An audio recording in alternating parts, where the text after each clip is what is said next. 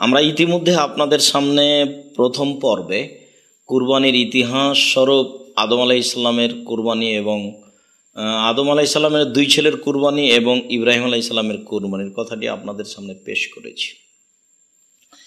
ইব্রাহিম আলাইহিস সালামের কুরবানির বাকি অংশ আমরা আপনাদের সামনে পেশ করতে যাচ্ছি। ইব্রাহিম আলাইহিস সালামের ছেলে ইসমাইল যখন দৌড়াদৌড়ি করতে পারে এরকম বয়সে যখন পৌঁছলেন, অনুমান করা যায় 6-7, যখন বাচ্চাদেরকে খুব দেখতে ভালো লাগে, বাপ মা যখন বাচ্চাদের খুব আদর করেন, চুমা দেন, খুব বারবার কোলে নেন, এরকম পর্যায়ে যখন বাচ্চা পৌঁছেছে তখন আল্লাহ তাআলা কুরবানির আদেশ করেন বাচ্চাকে। আর আল্লাহ তাআলা এটাকে একটা বড় পরীক্ষা বলেছেন, অফাদাইনাহু বিজিবহিন আযীম। আমি ইব্রাহিমের সন্তান ইসমাইলকে ছাড়িয়ে নিলাম বড় কুরবানির মাধ্যমে, এই কথা আল্লাহ তাআলা বলেন। আল্লাহ তাআলা বলেন ফালাম্মা বালাগা মাহু সা'য়া, যখন বাচ্চা দৌড়াদৌড়ি করতে পারে তখন আদেশ হয়ে গেল ছেলেকে কুরবানি করতে হবে। তিনি বলছেন ইন্নী আরা ফিল মানামে আন্নী আযবাহুকা ফানজুর মাযা তারা। বৎস ইসমাইল, ও আমার আদরের ছেলে, আমি তোমাকে দেখছি, আমি কুরবানি করছি, তোমার মতামত কি? পিতা ছেলের কাছে মতামত চাচ্ছেন। ছেলে উত্তরে বলছে ইয়াবা তিফাল, মা তোমারও সাতাজেন ইনশাআল্লাহ মিনাস সাবিরিন। আব্বু, আপনি আমাকে ধৈর্যশীল পাবেন, আপনি স্বপ্নে দেখেছেন তা বাস্তবায়ন করুন, আপনি কুরবানি করুন। ফালাম্মা আসলামা, বাপ বেটা যখন একমত হয়ে গেল, পিতা কুরবানি করার জন্য পেশ করলেন মত ছেলের সামনে, ছেলে তা গ্রহণ করলো, বাপ বেটা একমত হয়ে গেলেন। অতাল্লাহুলিল জাবিন, তিনি ছেলেকে নিয়ে চলে গেলেন সেই মিনা মাঠে কুরবানি করার জন্য। দুই দিকে বিশাল উঁচু পাহাড়, সেখানে বাচ্চাকে তিনি উপুড় করে শুইয়ে দিলেন। 90 বছরের বৃদ্ধ মানুষ, মাথার চুল দাড়ি পেকে গেছে। দর্শক বলতে আল্লাহ, দর্শক বলতে ফেরেশতাগণ, দেখছেন ফেরেশতা, দেখছেন আল্লাহ। 90 বছরের বৃদ্ধ মানুষ সুন্দর একটি টকটকে ঝকঝকে বাচ্চার সাথে কি আচরণ করছেন? তিনি বাচ্চাকে উপুড় করে শুইয়ে দিয়ে বারবার ছুরি চালাচ্ছেন। ছুরি কোনো কাজ করে না। অনেকে বলতে চাচ্ছে যে ছুরির নিচে ইস্পাত লোহা লাগিয়ে দেওয়া হয়েছিল, যার জন্য কাজ করে না। ইন্না লিল্লাহ, এইসব মিথ্যে ইতিহাসের কোনো প্রয়োজন আছে? অনেকে বলতে চাচ্ছে ইব্রাহিম আলাইহিস সালাম যখন ছেলেকে কুরবানি করা আরম্ভ করেছিলেন তখনই তিনি তার চোখে কাপড় বেঁধে দিয়েছিলেন, যাতে করে ছেলেকে না দেখতে পান, দেখলে মহব্বত বেড়ে যাবে, তিনি কুরবানি করতে পারবেন না। একজন নবীর উপরে এরূপ দুর্বল ধারণা মানুষ কি করে করতে পারে? আল্লাহ আদেশ করেছেন ইব্রাহিম আলাইহিস সালামকে ছেলেকে কুরবানি করতে হবে, তিনি তা করবেন, তিনি দেখে দেখে করবেন, এটাই আদেশ। তাই তো তিনি ছেলেকে বলছেন তোমার মতামত কি? ছেলে বলছে আব্বা আপনি করে ফেলুন, আপনি যা স্বপ্নে দেখেছেন তা বাস্তবায়ন করুন। বাপ বেটা একমত।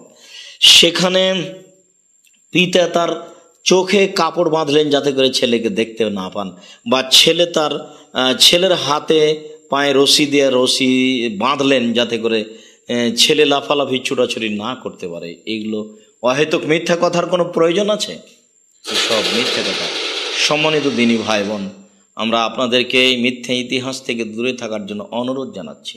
আপনারা আল্লাহর উপরে ভরসা রেখে ঈমানদার হওয়ার চেষ্টা করবেন, আর এইসব মিথ্যা ইতিহাস থেকে বেঁচে থাকার চেষ্টা করবেন। সম্মানিত দর্শক মণ্ডলী, আল্লাহ তাআলা আদেশ করে দিয়েছেন ছুরিকে তুমি কাটবা না, কাটে না। আল্লাহ তাআলার আদেশ জড়বস্তু মানে, আদম সন্তান মানে না। আদম সন্তান বড় নিমুখ হারাম। জড়বস্তু যে আল্লাহর আদেশ মানে তা আপনাদের একাধিক দিনের আলোচনাতে জানা আছে।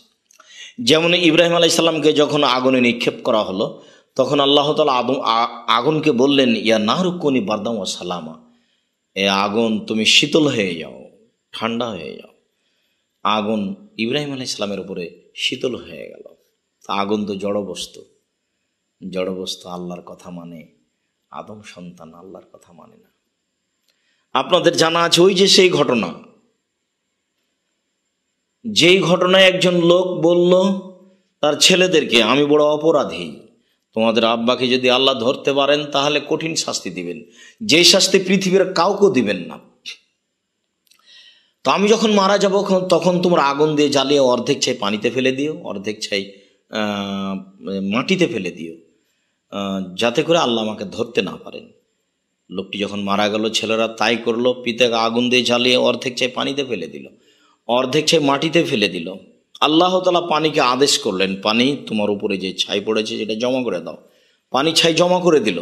আল্লাহ তাআলা মাটিকে বললেন, মাটি তোমার এই ছাইকে জমা করে দাও। মাটি ছাইকে জমা করে দিল।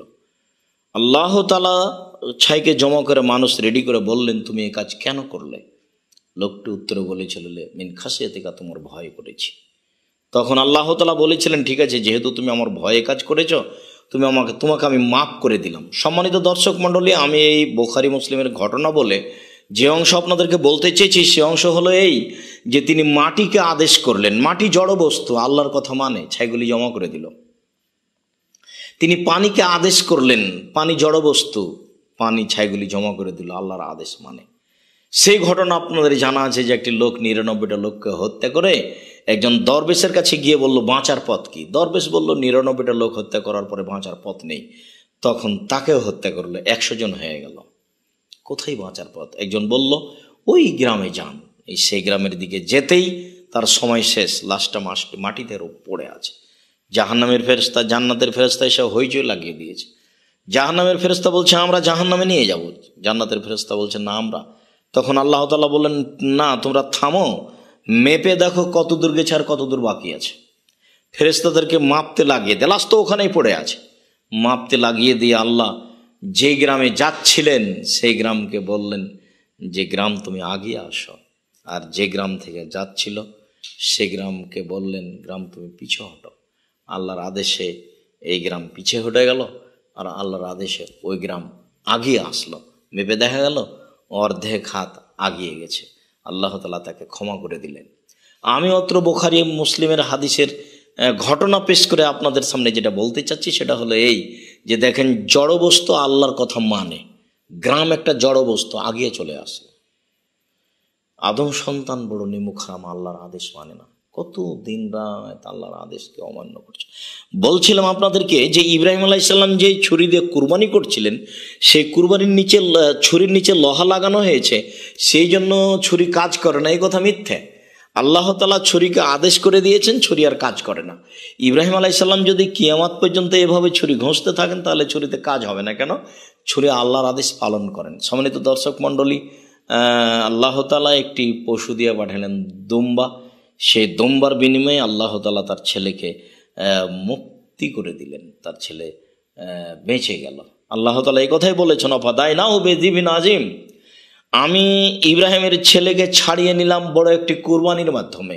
এই কুরবানি আমাদের কুরবানি, যে কুরবানি আমরা করে থাকি। সম্মানিত দর্শক মণ্ডলী, কুরবানি একটি আমাদের গুরুত্বপূর্ণ বিষয়, যা ইবাদতের মাধ্যম। অবশ্য কুরবানি ফরজ নয়, কুরবানি একটি গুরুত্বপূর্ণ সুন্নাত।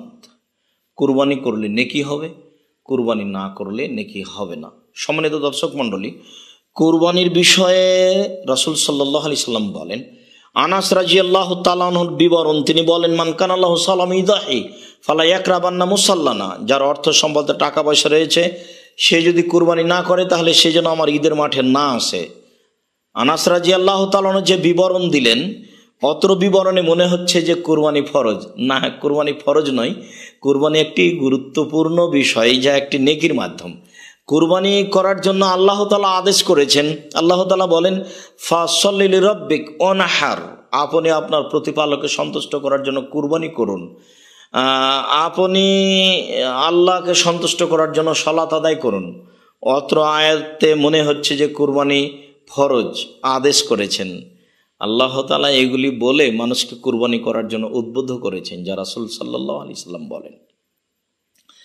আল্লাহ তাআলা বলেন, ওয়াজআলনা লিকুল্লি উম্মাতিন মানসাকা, আমি প্রত্যেকটা জাতির জন্য কুরবানির ব্যবস্থা করেছি। তো এখানেও তো মনে হচ্ছে যে কুরবানি ফরজ। প্রত্যেকটা জাতির উপরে আল্লাহকে স্মরণ করার জন্য, আল্লাহকে ডাকার জন্য আল্লাহ তাআলা এটা মাধ্যম করেছেন।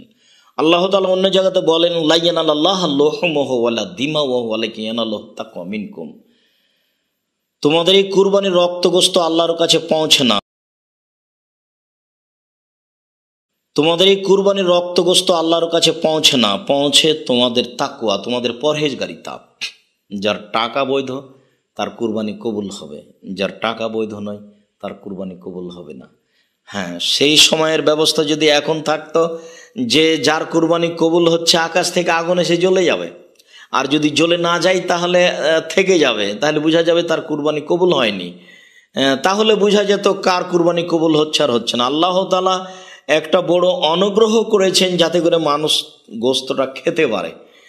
এই অনুগ্রহকে মানুষ ভুল বুঝে অবৈধ পয়সা দিয়ে কুরবানি করবে, তা ঠিক নয়। আমরা আপনাদেরকে আল্লাহকে সন্তুষ্ট করার জন্য বৈধ পয়সা দিয়ে কুরবানি করার জন্য অনুরোধ জানাচ্ছি। সম্মানিত দর্শক মণ্ডলী, দিনী ভাই বোন, কুরবানির ব্যাপারে উম্মু সালমা রাদিয়াল্লাহু তাআলা আনহা বলেন, রাসূল সাল্লাল্লাহু আলাইহি সাল্লাম বলেছেন, মান রাআ হেলালা দিল হিজ্জা ওয়ারাদা ইউজাহিয়া, যে ব্যক্তি জুল হিজ্জার চন্দ্র দেখলো এবং কুরবানি করার ইচ্ছা করলো, ফালা ইয়াখুজ মিন শারিহি ওয়ালা মিন আযফারিহি, সে যেন তার চুল না কাটে, সে যেন তার নখ না কাটে। সম্মানিত দর্শক মণ্ডলী, অত্র মুসলিম গ্রন্থের হাদিসে বোঝা যায় যে কুরবানি করার ইচ্ছা করলো, অবশ্যই কুরবানি ফরজ নয়। যদি কেউ ইচ্ছা করে করবে, যদি ইচ্ছা না করে তাহলে করবে না।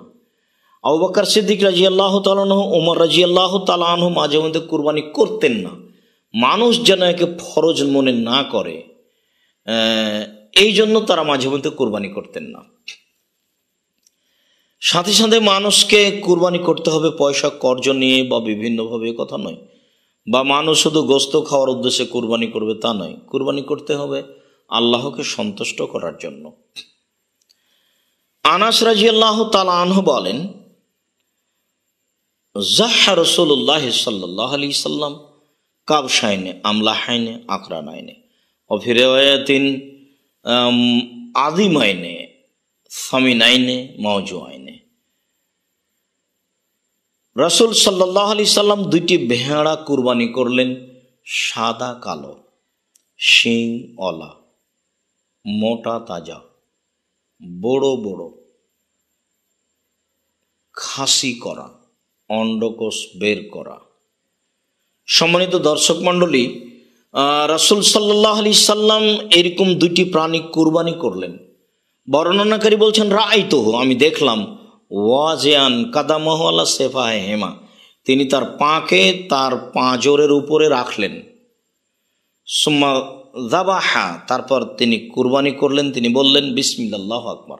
অফিরায়াতিন সামা কাব্বারা, তিনি বললেন বিসমিল্লাহ, তারপর বললেন আল্লাহু আকবার। এই বলে তিনি কুরবানি করলেন। অত্র বুখারী মুসলিমের হাদিসে বোঝা যায় যে রাসূল সাল্লাল্লাহু আলাইহি সাল্লাম যে দুইটি দুম্বা কুরবানি করেছিলেন তা ছিল সাদা কালো, তা ছিল মোটা তাজা, তা ছিল শিংওয়ালা, তা ছিল খাসি করা। যারা বলতে চাচ্ছে যে খাসি করলে খুঁত হয়ে গেল, তা কুরবানি হবে না, এ কথা ঠিক নয়, বরং খাসি হওয়াই উত্তম। রাসূল সাল্লাল্লাহু আলাইহি সাল্লাম খাসি করাই কুরবানি করেছিলেন। যেগুলো খাসি করা হয়নি, অন্ডকোষ বের করা হয়নি, সেগুলো কুরবানি হবে না, এ কথা নয়। তবে আলোচনায় যা বোঝা যায় তাতে খাসি করা পশু কুরবানি করাই উত্তম।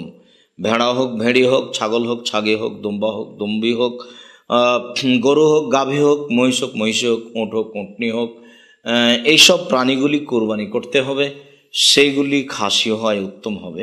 সম্মানিত দর্শক মণ্ডলী, আমরা আপনাদেরকে কুরবানির বিষয়টি গুরুত্ব সহকারে দেখার জন্য, জানার জন্য এবং বৈধ পয়সা দিয়ে কুরবানি করার জন্য অনুরোধ জানাচ্ছি। সম্মানিত দর্শক মণ্ডলী, এইখানে আমরা আপনাদেরকে আরও একটি গুরুত্বপূর্ণ বিষয়ের কথা বলছি, তা হচ্ছে বন্যা কবলিত এলাকায় ত্রাণ দেওয়ার জন্য।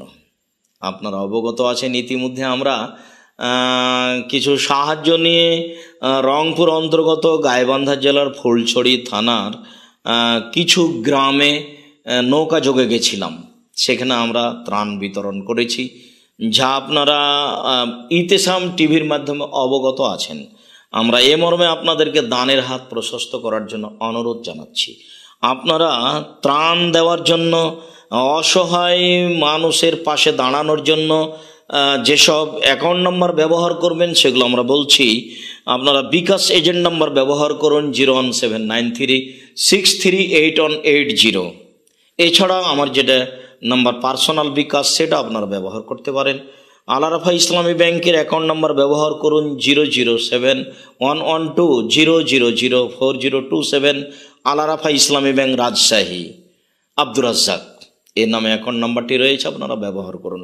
সম্মানিত দিনী ভাই বোন, আপনাদের জন্য আমরা আন্তরিকভাবে দোয়া করি, আল্লাহ যেন আপনাদের এই দানকে কবুল করেন। আরেকটি সুসংবাদ আপনাদের জন্য রয়েছে যে আপনারা বুখারীর ব্যতিক্রম বাক্য মিন্নাতুল বারী, বুখারীর এই ব্যতিক্রম বাক্যটি আপনারা সংগ্রহ করুন। মিন্নাতুল বারী এদেশের মাটিতে বাংলা ভাষায় নয়, আমি যেভাবে অবগত তাতে অন্য কোনো ভাষাতেও বুখারীর ব্যাখ্যা হিসাবে এত উন্নত মানের কোনো বই বের হয়েছে তা আমার অবগতিতে নেই। সকল দিনই ভাই বোনকে আমরা এই বইটি সংগ্রহ করার জন্য অনুরোধ জানাচ্ছি। এর সাথে সাথে আপনাদের জামিয়া সালাফিয়ার কথা জানা আছে। জামিয়া সালাফিয়া ডাঙ্গিপাড়া পাবা, রাজশাহী, বাইতুল হামদ জামে মসজিদটি নির্মাণের কাজ চলছে।